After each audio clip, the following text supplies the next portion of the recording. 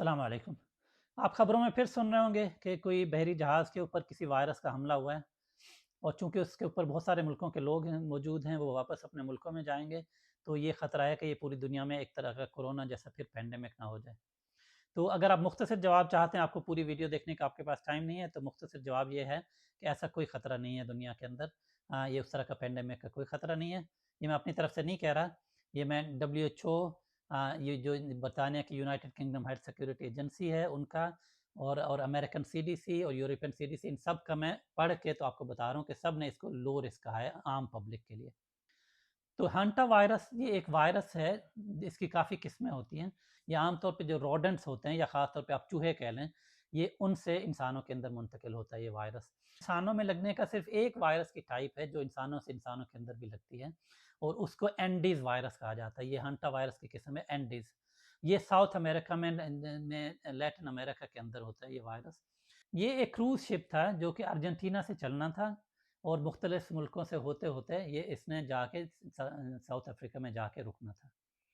अब हुआ ये कि जब ये वहाँ से मार्च के एंड पे तकरीबन अर्जेंटीना से चला, तो रास्ते में कोई 6 अप्रैल को एक पैसेंजर ऐसा था जिसको कोई अलामात ऐसी ज़ाहिर हुई, उसका सांस फूलना शुरू हुआ, इस तरह की अलामात ज़ाहिर हुई और अगले 2 दिन के अंदर ही उसकी वफ़ात हो गई। तो उसकी बीवी भी उसके साथ थी, उन्होंने कोई उसका टेस्ट नहीं करवाया, कुछ नहीं किया और फिर उसकी बॉडी को ऑफलोड किया गया, ज़ाहिर उसकी बीवी भी साथ गई और वो जनूबी अफ्रीका गए, जोहानिसबर्ग। तो फिर उसकी बीवी को भी अलामात शुरू हो गई और उसकी बीवी की भी अगले 2 दिन के अंदर ही जोहानिसबर्ग के अंदर जनूबी अफ्रीका में वफ़ात हो गई।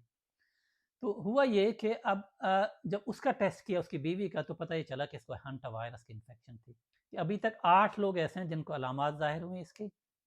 उनमें से 5 कन्फर्म हो चुके हैं कि वो हंटा वायरस है और हंटा वायरस की एंडीज़ वायरस उसकी जो किस्म है वो है और बाकी 3 का अभी तक रिज़ल्ट का इंतज़ार हो रहा है।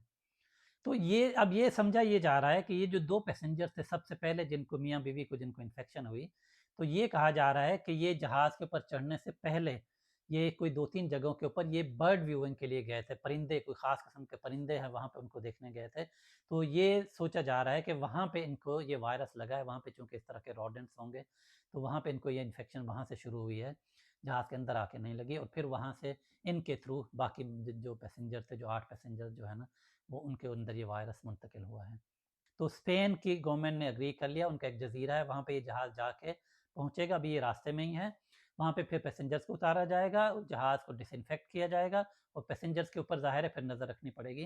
कोई इसके ऊपर कोई और इस तरह की अपडेट होगी तो मैं कोशिश करूँगा कि मैं आपको दे दूँ। अस्सलाम वालेकुम व रहमतुल्लाहि व बरकातहू।